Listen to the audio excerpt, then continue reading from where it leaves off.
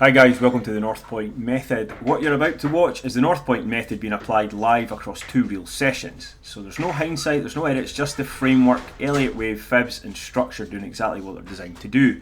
This is how we trade.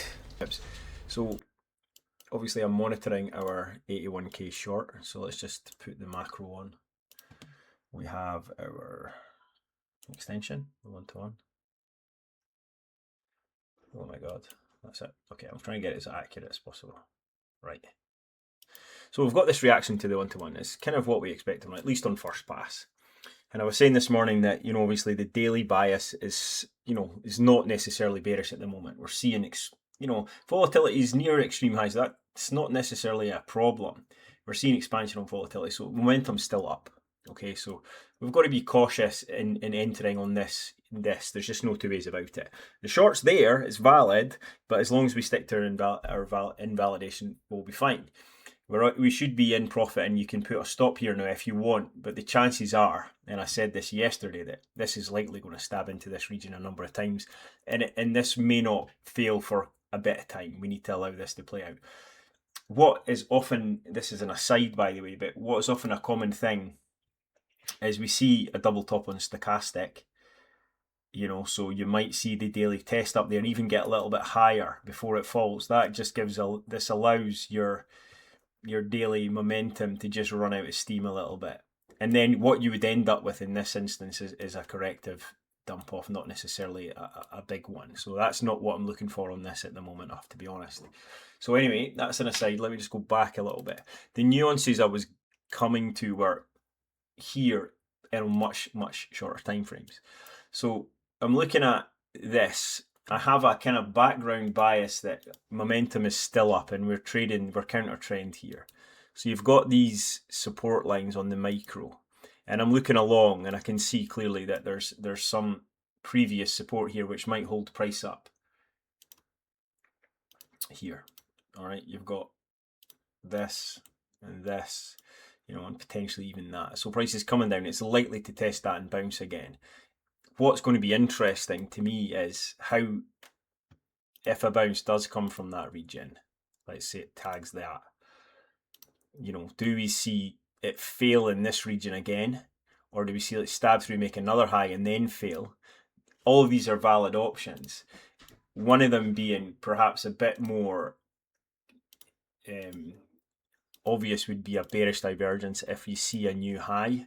So we have to come down here to the RSI now. Now I'm on the 15 minutes, so it's probably not going to be the best, but already you can see RSI's dropped quite considerably. So there is a chance here that if RSI does, in other words, if price does come up, RSI kind of fails in that region, and then you see your bearish divergence play out.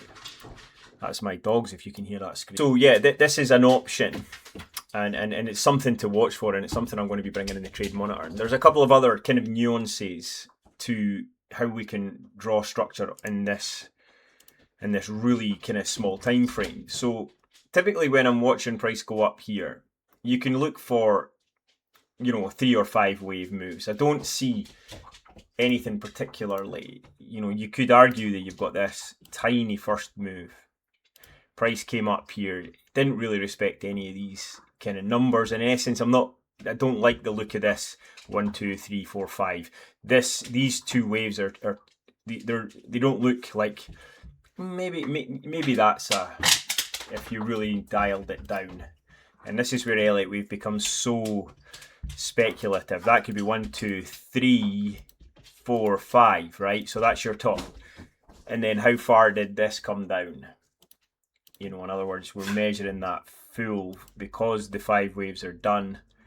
Yes, okay, so that does work. If I get rid of that in the background, you can see that the pullback came to the 382. So that's your bullish continuation. And so you've got this micro 5 wave move, you get your pullback to the 382, you've got bullish continuation. But what I would probably do here is look for this as ABC on a grander scale, and we can do that obviously just by running our extension from, depending on how we interpret this. So wave 1 wave A can finish there, or it can finish there. Now, given that was a 5 wave move, arguably I would finish it there. because you've got a complete wave here.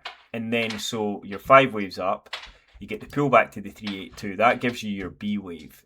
And so C wave is currently unfolding. So if we want a bearish move, which is our underlying bias, now you can't look for them, you just have to go with what you see, then this has got a fair bit to go, and at minimum it would probably test the 786, if not the 1-to-1, which is now 82. So you can see that, yes, we're short 81, but there's some underlying things, 3 things. First of all, the daily momentum, right? That is not waning yet. We don't have any bearish divergence forming on a decent time frame. Well, actually, that's a lie. You can see it here on a potential phantom drive on a 4-hour, actually. So I hadn't spotted that and yet. All right, so that's coming back from this high here, actually. But anyway, the point I'm making is we need to just be cautious in this region, because price isn't really looking like it necessarily wants to break down imminently. All right, and plus, you know, just some input on, you know, how to draw your waves or what I'm seeing, and which I'll bring to you in the trade monitoring page. Hi guys, this is a follow-up from the last educational video I gave you about just the basic nuances of fibs, and in the last video I would encourage you to watch that first. It makes sense. We identified a small 5-wave move from here, 1, 2, 3, 4, 5, and the postulation at the time was the 5-wave move would end up A, B, C, and a greater move to 82K. And we had the measurement based on our extension, and we could get the end of wave A because we had 5 waves up. We knew that the end of wave B was a bullish continuation because we drew the fibs from the full 5 waves down, and we got a bounce from the 382. So this is bullish continuation. And the idea at the time was, if you listen to the video, that price would end at least at 82, somewhere in this region here. So we'll just let that play out, and you can see, you know, how that worked out over time. I just drag this fib along a wee bit to accommodate the new price action. So we're getting 2 tests at the 786, 3 in fact. So here we go. This is our top coming in. Goes through the 1-to-1, but back down quite quickly. Now let's pause it here. Okay. So we can see price tested as we postulated into this corrective region. So now we're looking at the potential end of our ABC. And so long as price now does not get above this last high on a closing basis, we need to be looking for support. All right, so we didn't take the short. We got invalidated in our 81K short, but that's not the point. We had already the thesis that that was going to be invalidated because we talked about it with the momentum on the daily. So targets reached our kind of second hypothesis, which came to this region here. Let's clean the chart. And now we know that we've got a move which is ending A, B, C.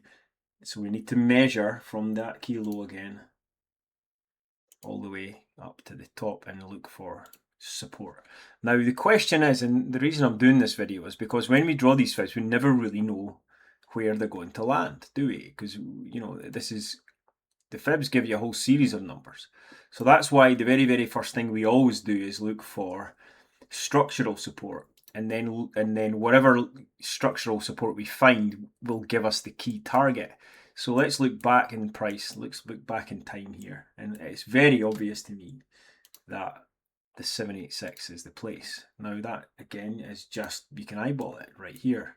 Resistance, resistance, resistance twice more before it breaks through. So a retest and continuation is what we're watching for now.